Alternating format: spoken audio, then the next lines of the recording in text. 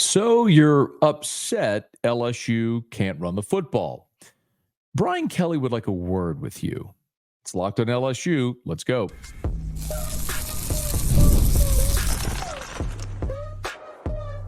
You are Locked on LSU, your daily podcast on the LSU Tigers. Part of the Locked On Podcast Network, your team every day. Okay, let's get it. It is Locked on LSU, your team every day. I'm your host, Matt Moscona. Thanks for making us your first listen every day. We are free, available wherever you get great podcasts, on YouTube as well. So please subscribe. Today's show is brought to you by 5 Hour Energy. Go to 5-Hour Energy. I added a T. 5hourenergy.com and use the promo code LOCKEDONCFB to receive 20% off your order. LSU preparing for Hurricane Francine. We've got an injury update. Brian Kelly very clearly on how they plan to replace defensive tackle Jacobian Guillory. But since Saturday, there has been one pretty familiar refrain from LSU fans, media, the like, and it's been about the lack of a running game. LSU failed to rush for even 70 yards against Nicholls State on Saturday in Tiger Stadium. And there is this chorus of a proverbial boos from LSU fans about the inability to run even against a lowly FCS school. Well, Brian Kelly very clearly has heard those criticisms. He opened up his Monday press conference by explaining why the offense has looked the way it has. You know, we threw the football because that's what was required in this game. They were in a 7 and an 8-man front, and we needed to throw the football. We were not going to run into extra hats, and an extra hat being an extra defender, just to flex and say we're the bigger guys. We're going to do tactically and technically what is the most appropriate thing. That's why Garrett Nussmeier leads the country in touchdown passes right now, and he's throwing at 75%. So I just wanted to give you a sense of assessing what transpired in that game. Now, that's from an offensive perspective. There's no sense here of our offensive line is not physical enough or can't knock people off the ball. When we needed to, we did that. And so I feel really good about that. Oh, offensive line, not physical, can't knock people off the ball. Oh, we can do that. We did it when we needed to. It is very clear, whether he wants to acknowledge it or not, he has heard the complaints and the criticisms. Mind you, that wasn't an answer to a question. That was part of his open on Monday. Now, I would like to add this, and I've said this on several platforms, my radio show, Twitter, X, whatever you want to call it. For about a decade, we all collectively, LSU fans, media supporters, media who don't support LSU, looked at LSU offensively and said, how stubborn to continue to line up with too tight a fullback and run into 8 and 9-man fronts. Why would you run against an 8 and 9-man box when you have this bevy of talented receivers? Throw the ball. We said that for a decade around here. Now you have a coach who's saying, why in the world, if they're bringing numbers into the box with a single high safety, wouldn't you just check out of it and throw the ball? Of course we're going to throw it. And fans are sort of bemoaning that. Oh, what a fickle existence it is to be a fan. But that open naturally sparked a lot of conversation at Brian Kelly's Monday media availability. And one question was sort of about the pressure and the vocal media fan base about them not throwing the football. And Brian Kelly responded this way with an even deeper explanation. This has to do with how teams have wanted to defend us. And that is they don't want us to run the football. So this is really about a team. And I told Joe Sloan, Joe, I do not want this to be about, we have to run it to show everybody that we're big and bad and we have an offensive line. If they protect like they have, and we haven't given up a sack in 2 games, and let Garrett Nussmeier throw the ball against cover 1, we have great receivers and we'll beat you that way. Look, I've built my career on wanting to be equally as good. Balance to me is being equally as good at running it as throwing it. Now, if South Carolina comes out in 3 down and plays cover 2, I guarantee you we're running the football. But when you're loaded in there and there's 8 guys on the line of scrimmage and you're just saying, I can't block them all, what sense does it make, really, in those situations? We'll pick our spots. There are going to be times that you're going to have to make a guy miss or run a guy over, which we did on several occasions in the blue zone. But by and large, this has nothing to do with you guys. This has everything to do with the way teams have wanted to play us. And it's been much more with a loaded front, and that's going to cause us to throw the football. So interesting, because if you look at what LSU was a season ago, for example, and look, they were the best offense in college football. And that's not my opinion. They led college football in total offense and in scoring offense. And you look at what LSU was with Jaden Daniels. Jaden threw it for 3,800 yards and ran it for 1,100 yards. And there may be people who say, well, why would your quarterback run so much? And that may seem foolish now because he won the Heisman, but that was a narrative in 2022. Why wouldn't Jaden take more shots downfield? Why is he always looking to tuck and run? How about this? In 2022, Jaden's first season in Baton Rouge, he ran the ball 186 times for 885. In 2023, his Heisman year, he ran it 135 times for over 1,100 yards. In 2022, the bottom line is LSU's offensive line stunk. They were terrible. You had 2 true freshman offensive tackles. The season started with Garrett Dellinger at center. You ended up putting Charles Turner in, thankfully, and he established himself there. Dellinger moved over to guard as a sophomore. Point is, at the beginning of that season, you were terrible. And your best offense at times was Jaden Daniels taking off. Last season, what happened? Team said, oh man, Malik Neighbors, Brian Thomas, Kyron Lacey, Mason Taylor, what are we going to do with that? We got to go play coverage. So naturally, what happened? Running lanes for Jaden Daniels. Was he wrong to take him? Absolutely not. It was what was most effective. So I understand where Brian Kelly is coming from. Maybe the frustration for some LSU fans is to say, why didn't you do that in the second half against USC? But that's all with the benefit of hindsight. In the moment, we were going into the first game of the season thinking LSU, dominant offensive line. John Emery was running so strong in the third quarter, the beginning of the fourth. You need a yard? Yeah, give it to Emery. He keeps plowing people. Okay. And you come up a yard short. What if Emery converts? What if Nussmeier doesn't miss the pass in the flat to Aaron Anderson and he scores and you take the lead in the fourth quarter and win the game? We're not having this conversation. It is all a hindsight 2020 narrative. And I agree with Brian Kelly. I do. Because I lived through Les Miles, as did most of you. And I would much rather have a quarterback check out of a run against a stack box and throw it than adamantly and stubbornly run against a brick wall. And by the way, Brian Kelly answered that point blank as well. Yeah, so we have 4 balls that we threw out on the perimeter that were runs.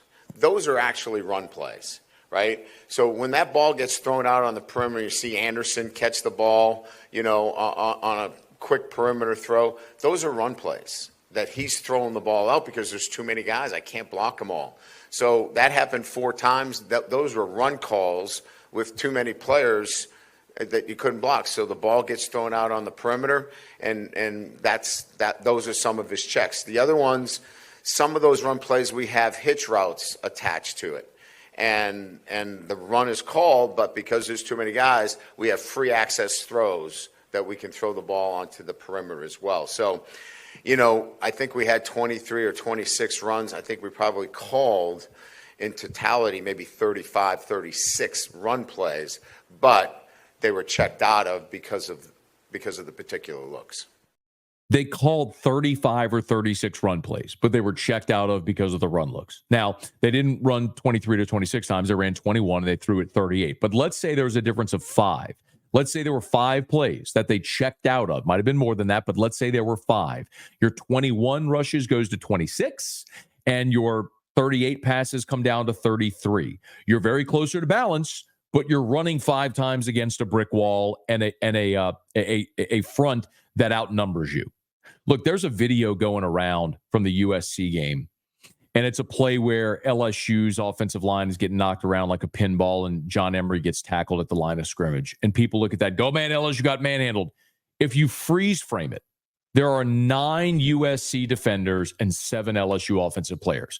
That's what happens. Look, this isn't a glory days thing, I promise. I played offensive line in high school. I was not good. I was not good enough to play at the next level, but I conceptually understand what you're trying to accomplish when you're in the scrum in there. 7 can't block 9. I don't care if you have 7 All-Americans. So yes, check out of it. Throw it to Aaron Anderson in the flat or Xavier Thomas or a quick hitch to Mason Taylor. I would much rather that and have 38 passes, 21 rushes, 500 yards of offense on the day or whatever it was, 400 yards offense on the day, score 44 points and go win the game. But Brian Kelly's right. Teams go too high safety and they're playing coverage against you and there's lanes to run, go run. And if you can't run then we'll have the conversation. But in the meantime, all I know is if the defense is going to give you open passing lanes and crowd the box, throw the football. It's something for a decade we all begged for an LSU offense to do. Okay, it's locked on LSU. LSU defensively we know is going to be without Jacobian Guillory. So how do they manage? Brian Kelly spelled that out on Monday. We're getting to it next. It's locked on LSU, your team every day.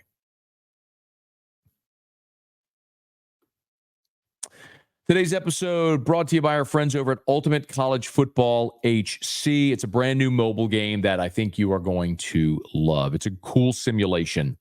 You get to step into the shoes of a head coach and lead your college football program to glory. I mean, imagine if you were the head coach of LSU.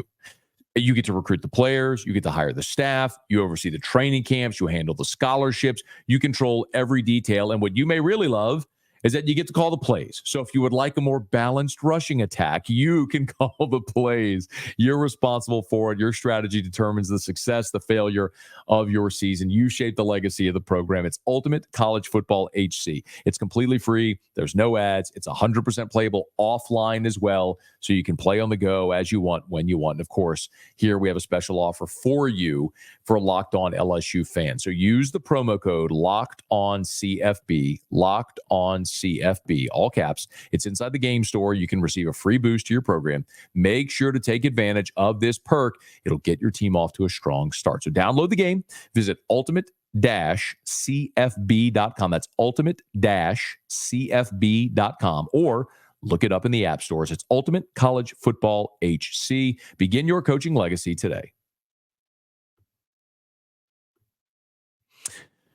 Brian Kelly on Monday at his press conference also entertained conversation about replacing Jacobian Guillory. If you missed the previous episode, we talked about how big of a loss that is for LSU. He is LSU's highest rated defensive tackle on Pro Football Focus. He was your most experienced, most veteran, most talented, your best guy at a position where you are thin. I have a full explanation out of the previous episode if you want to go check it out. So I actually had the first question of Brian Kelly's Monday press conference. And I asked Brian Kelly if he would confirm the news of Jacobian Guillory's injury, what he did, and what LSU loses in losing Jacobian Guillory for the season. He was a stalwart for us. Big, physical, point of attack guy. We're having conversations now with he and his family about, the possibilities of medical red shirt for him. We'll have more information on that as that kind of comes together. But now we have other guys that are going to have to step up in that situation. So, again, I think we'll have more information as it comes together. But, in terms of that rotation, we have some ideas in terms of what we might do in the next couple of days. I'm going to get to in just a quick second what some of those options are going to be, because Brian Kelly was asked sort of specifically about who starts to take those reps and how they divvy them up. A medical red shirt is an interesting option for Jacobian Guillory. It's just really going to be up to him if he wants to pursue a 6th season, or does he rehab his torn Achilles and try to go into the draft. He most certainly wouldn't be healthy enough for the combine in February or the Senior Bowl. But he could, in theory, go through the draft process.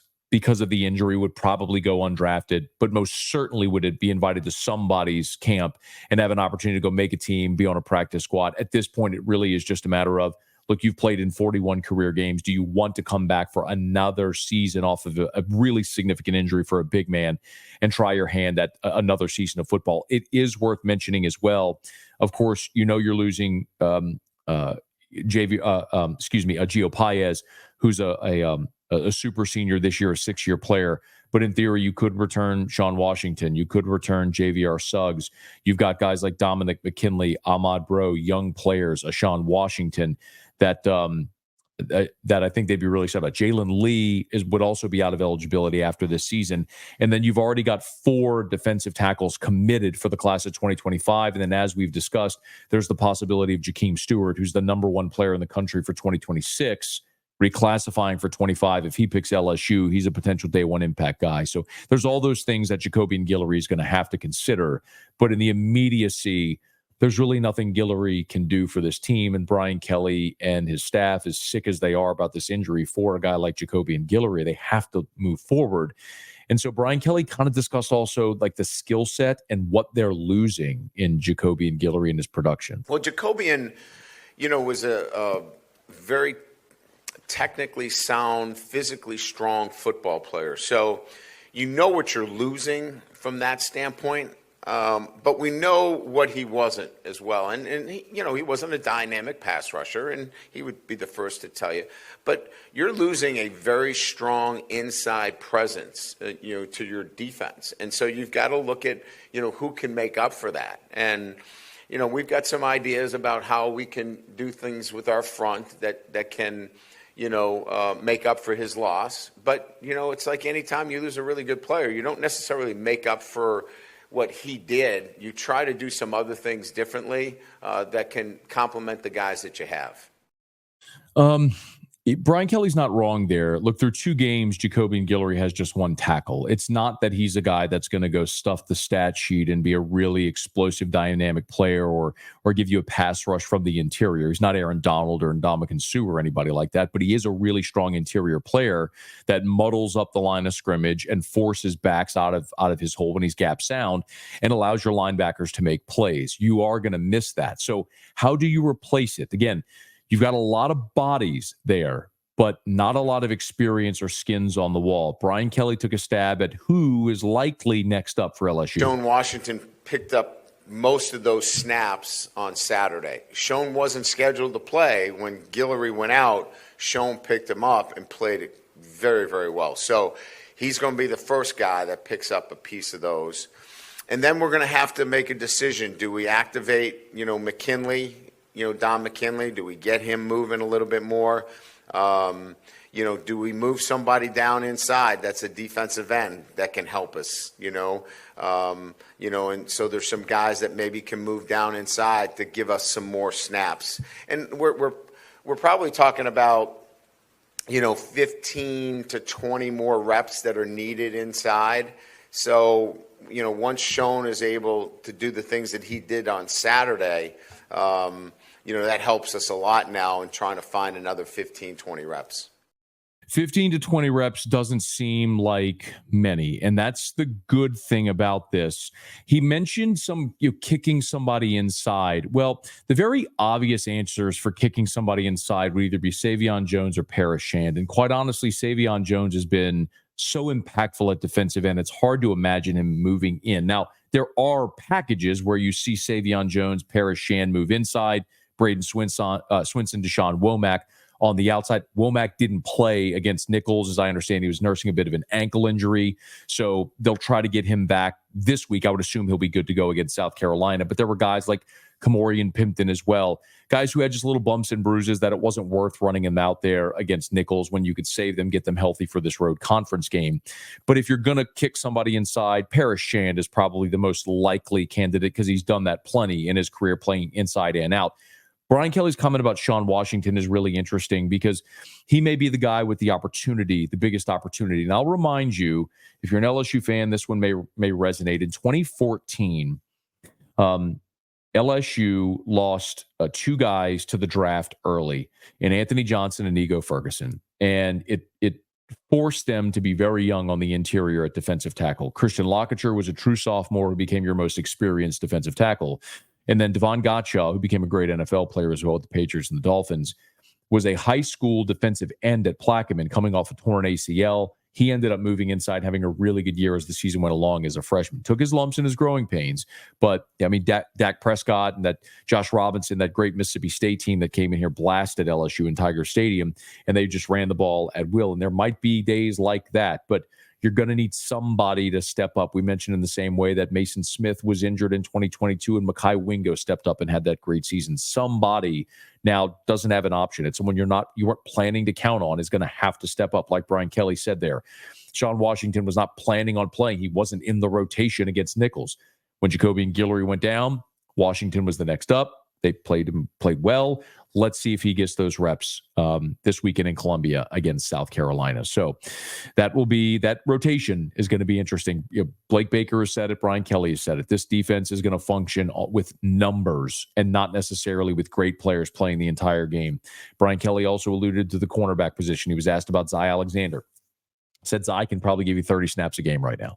He's not going to get out there for 60, 65 snaps. So if Zy can give you 30, great. Who plays the others? Well, you're going to rotate 3 and 4 and 5 cornerbacks, same at safety as well.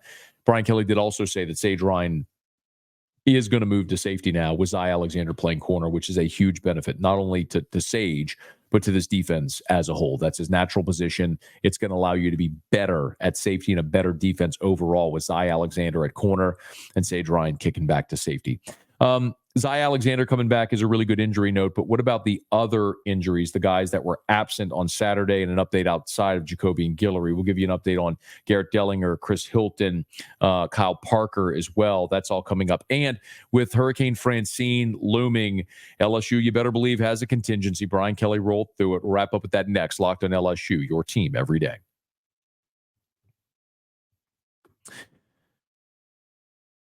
Man, I've had the pleasure to tell you here about 5 Hour Energy on Locked on LSU, and I can certainly give you plenty of firsthand testimonials because I've used 5 Hour Energy for a very long time now, like literally for a decade.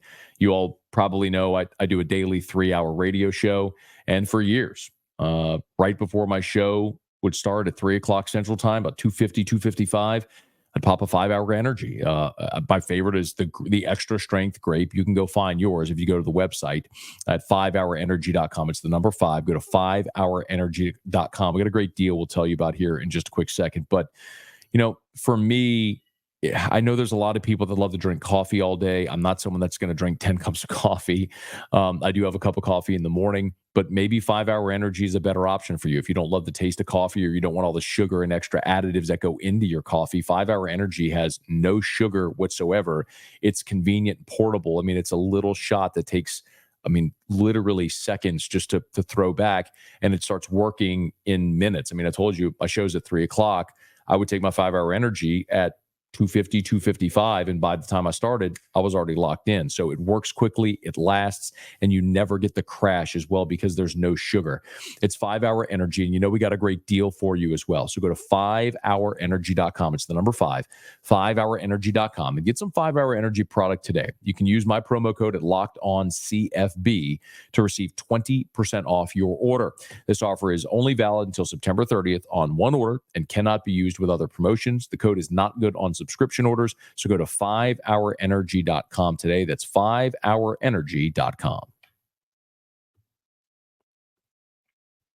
right, LSU with Hurricane Francine looming with a projected landfall of either late Wednesday, early Thursday, maybe in the overnight hours.